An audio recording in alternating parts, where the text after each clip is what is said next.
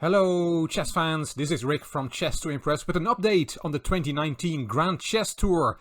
It is the 5th year that this event is held. It's a series of tournaments between the elite players, a combination of classical chess, rapid and blitz.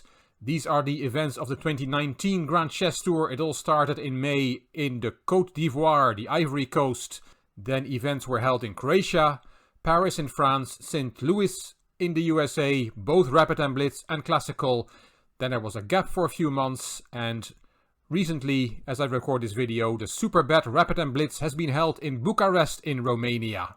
The final event will be held in India in Kolkata, also rapid and blitz, at the end of November. And then the top 4 players in the standings will play the Grand Chess Tour finals in London in December. So apart from prize money in the individual events, there is also an incentive to do well to make that Grand Chess Tour finals in December. These are the final standings of the Bucharest event. Levon Aronian won the tournament ahead of Sergei Karyakin, who he beat in a playoff. Anand came 3rd, Le Quangliem came 4th, Korobov, Giri, Artemiev, Mamedyarov and the 2 Americans Wesley So and Fabiano Caruana had a bad event and finished at the bottom of the table. These are the standings after the Bucharest event. Magnus Carlsen leads the way ahead of Ding Liren, Maxime Vachier-Lagrave and Levon Aronian, and Sergei Karyakin are in joint 4th place. But Sergei Karyakin will not play in the last event, Levon Aronian will, so Karyakin's chances to make London are very slim. Vishwanathan Anand will still have hopes to qualify for London with a strong performance in the last event in his home country. From the Bucharest event I will show you a miniature between the 2 Americans, who as said did not do very well. Wesley So is white here and Fabiano Caruana is black. It is the 21st round, which means the 3rd round of the last day of Blitz. The time control was 5 minutes with a 3-second delay, and So opened with the knight. d5, e3, knight f6, c4, e6, knight c3, the bishop got developed, b3, So is going to develop his queen's bishop to the long diagonal. Castling from Caruana, there goes the bishop, and c5. White's setup is quite cautious. He's not playing for an opening advantage. That's not really that important anyway in Blitz. C takes d5, and here in the database most Grandmaster games continue with e takes d5, but knight takes d5 played by Caruana is also possible. Then most Grandmasters games go as follows. Knight takes d5, and black can take back with the queen or with the pawn. But after knight takes d5, Wesley So played a rare move, queen to b1. Looks like a strange move, but the queen is keeping an eye on h7. If that bishop comes there, then there may be chances against black's king. And that's exactly what we'll see. Knight c6 from Caruana, and here bishop d3 was played in a Grandmaster game between Bischoff and Belyaski in 1990, but Wesley So played h4, making his intentions very clear. He wants to attack black's king. The black king is quite safe on g8, no pawn weaknesses, enough defenders close by. b6, bishop b5, attacking the knight on c6, and queen c7, protecting that knight. h5 keeps advancing on the king side. h6, rook h3, swinging the rook over to g3 as we'll see, to put more power into the attack. Bishop d7, there comes rook g3, and let's look at this position.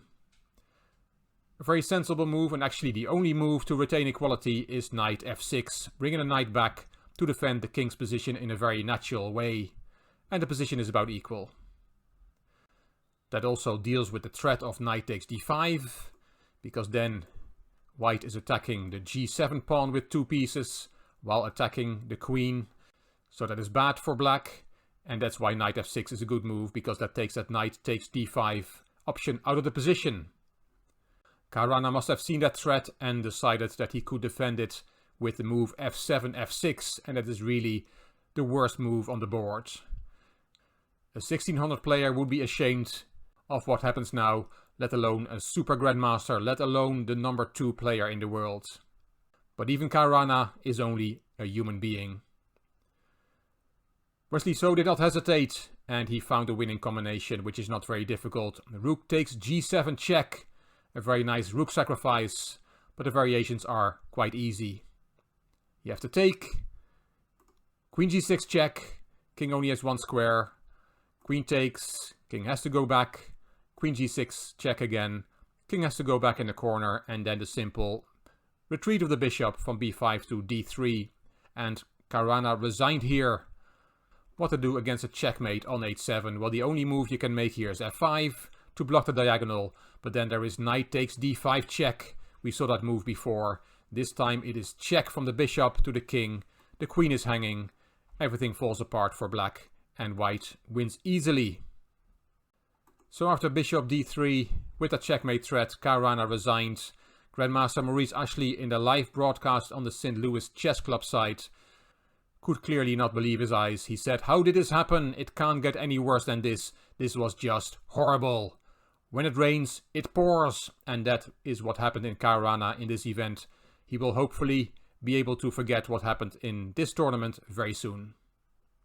A bit shameful to show such a bad game of such a great player, but it's also comforting to see that even players of that level can make bad mistakes.